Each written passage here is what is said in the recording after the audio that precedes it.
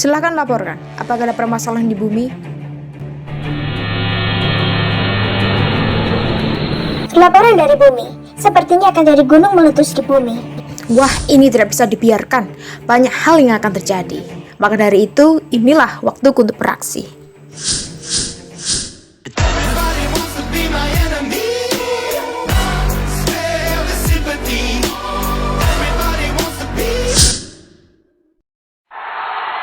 We are young, we run free, stay up late, we don't sleep.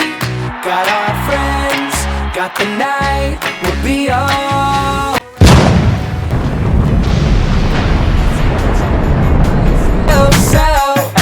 Just leave your problems.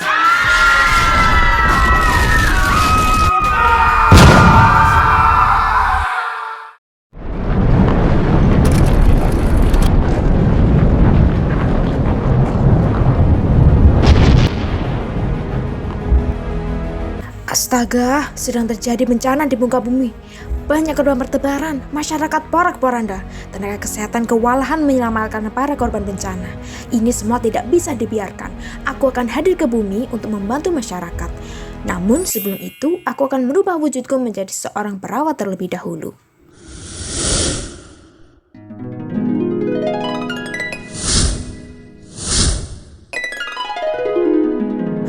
Astaga, betapa kacaunya tempat ini. Banyak kekacauan yang terjadi. Tidak semua korban terselamatkan dengan baik. Dan aku harus segera mengedukasi mereka terkait teknik penyelamatan korban bencana.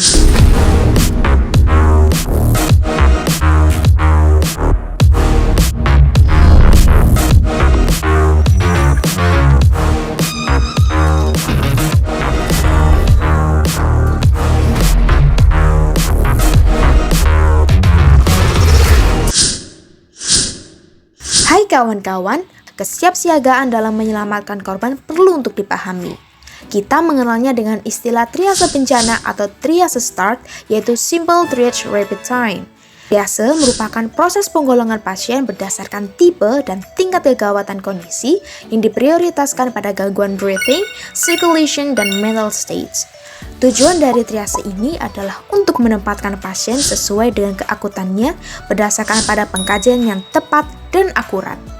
Triase ini diperkenalkan pertama kali pada tahun 1983 oleh Departemen Kebakaran dan Kelautan Pantai Newport, Amerika Serikat dan Rumah Sakit Hook, USA dengan menggunakan pelabelan warna, yaitu hitam, disease, merah, immediate, kuning, delayed, dan hijau, minor.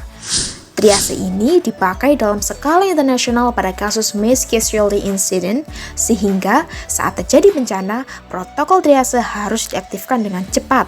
Ada beberapa prinsip yang perlu diketahui dalam penggunaan triase ini, yaitu segera dan tepat waktu, sekurang-kurangnya adalah 5 menit, pengkajian yang adekuat dan akurat, serta diutamakan pada kasus atau perawatan yang mendesak dan tidak mengenal gender maupun usia.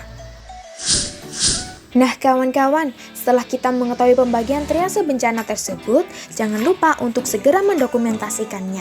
Yang pertama adalah waktu triase, keluhan utama dan gejala yang menyertai, riwayat medis, riwayat alergi, tanda-tanda vital, pengkajian subjektif dan objektif, kategori keakutan, tes diagnostik yang diberikan, tes diagnostik yang dilakukan, intervensi yang diberikan, disposisi, serta reevaluasi dan perubahan kondisi pasien.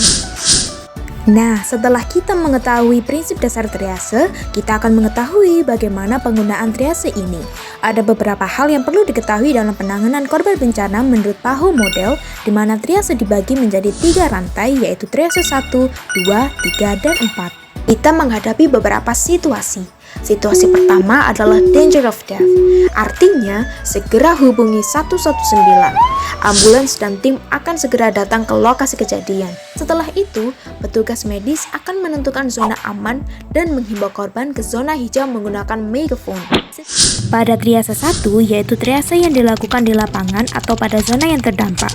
Penilaian triase 1 terdiri dari akut atau tag merah dan non-akut yaitu tag hijau. Nah, untuk mempermudah pemahaman kita bisa gunakan algoritma mass casualty atau pada setting bencana. Situasi pertama yaitu apabila korban terluka dan dapat berjalan, kita berikan green tag. Situasi kedua yaitu apabila kita menemukan korban tergeletak. Pertama yang kita lakukan adalah memeriksa respirasi. Apakah korban bernafas? Bila tidak, segera bebaskan jalan nafas menggunakan teknik jauh teras. Bila korban bernafas, segera berikan red tag atau tag merah. Dan jika pasien tidak bernafas, berikan black tag atau tag hitam. Situasi ketiga yaitu apabila kita menemukan korban yang tergeletak dan masih bernafas. Segera periksa respiratory rate korban. Bila RR lebih dari 30 kali per menit, segera berikan red tag. Dan jika RR pasien kurang dari 30 kali per menit, segera periksa perfusi korban. Apabila CRT kurang dari 2 detik, periksa status mental dengan menanyakan apakah korban dapat mengikuti perintah sederhana yang kita berikan. Bila dapat mengikuti, berikan yellow tag atau tag kuning. Dan bila tidak bisa, berikan tag merah. Apabila CRT korban lebih dari 2 detik, segera lakukan kontrol pendarahan dan berikan red tag. Di triase 2 dilakukan di pintu masuk AMP yang dibantu oleh petugas medis untuk memberikan label merah, kuning, hijau, dan hitam. Di triase 2 berfokus pada ancaman kehidupan, anggota tubuh, penglihatan, dan berapa lama korban tetap dalam kondisi stabil. Dalam triase 2 terbagi atas 4 label pewarnaan, yaitu merah, berikan intervensi selama 5-30 menit, label kuning, berikan toleransi intervensi selama 2 jam, label hijau pada korban yang kurang mendesak dengan waktu toleransi 6 jam, dan pada label hitam tidak ada pemberian waktu khusus. Ada beberapa teknik yang dapat kita gunakan, yaitu look and feel. Pada look, kita kaji AVPU, GCS, respiratory rate, dan kualitasnya, serta pendarahan korban. Pada feel, kita kaji kelembapan kulit, kualitas heart rate, dan pernafasannya. Kemudian, pada triase 3 adalah intervensi diberikan di dalam AMP untuk stabilisasi dan prioritas evakuasi.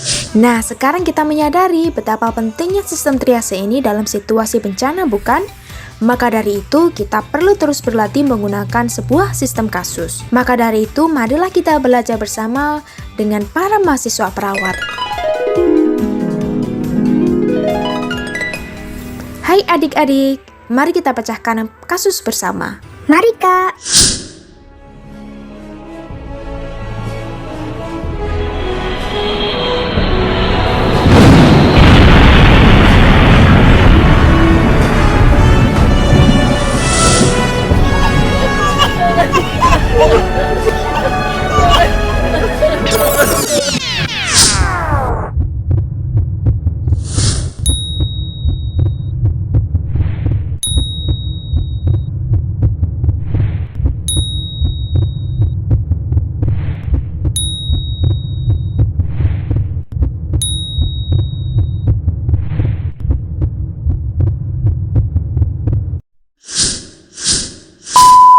Hai kawan-kawan, jangan lupa untuk solve the problem dari case tadi barusan ya.